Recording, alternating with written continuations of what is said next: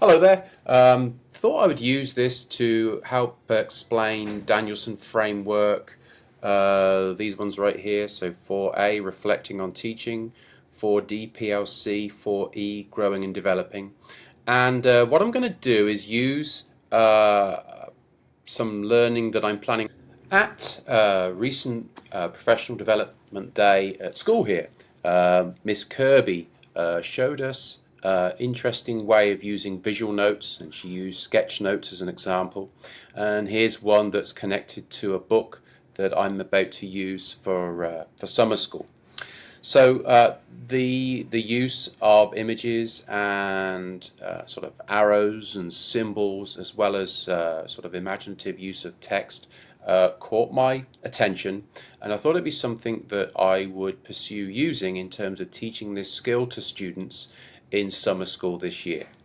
As a consequence of that initial learning, I started to investigate the whole process of visual note taking using this sketch note as an example.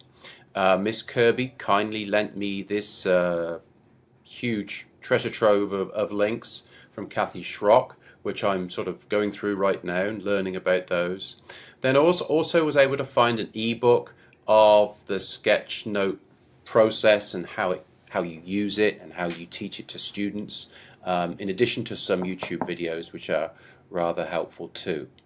So this kind of got me started, and certainly this was all a consequence of that professional learning communication and that professional learning community, and certainly evidence of reflection as well.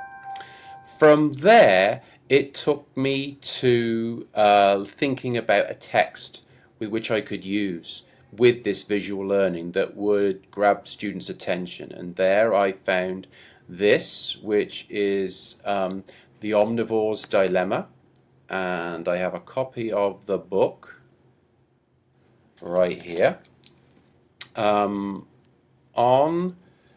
This is a young adult edition, so that's very helpful. Second, there is an e-edition and a audio book available through KOSD library using Overdrive.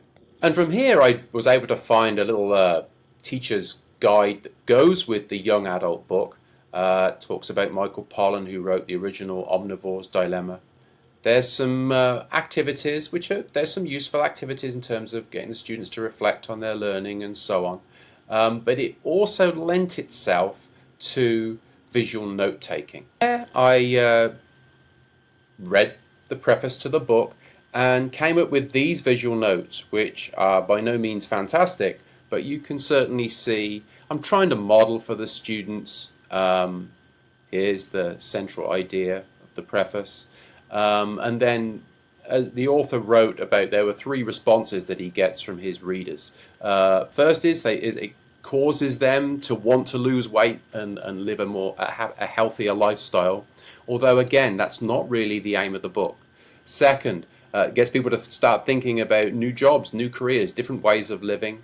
And finally, it starts to encourage people to be more thoughtful before they eat and to think more carefully about what they're doing in terms of their diet and their exercise. The goal of the example there is really to give students some confidence in beginning to create their own visual notes, and then to use those visual notes. And in one way they can do that is to keep a diary of their food intake, water, exercise, and also their mental state as well in terms of their wellness.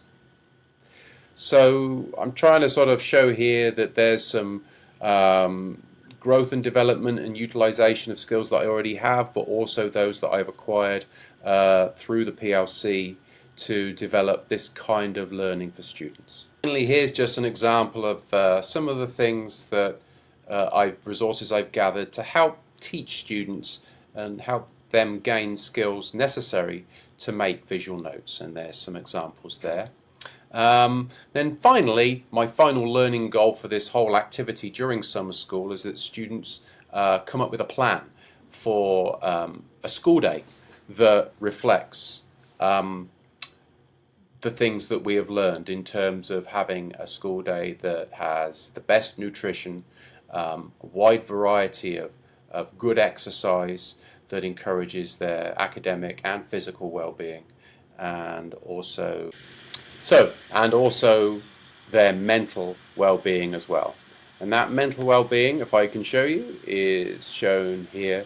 We're going to be addressing anxiety and depression, and essentially ways in which students, or strategies that students can use too. So I hope that's kind of shown you some examples of how I reflect on my teaching and have used something I gained from a professional learning community, and then shown some growth and development in terms of the way I've developed this learning unit for students.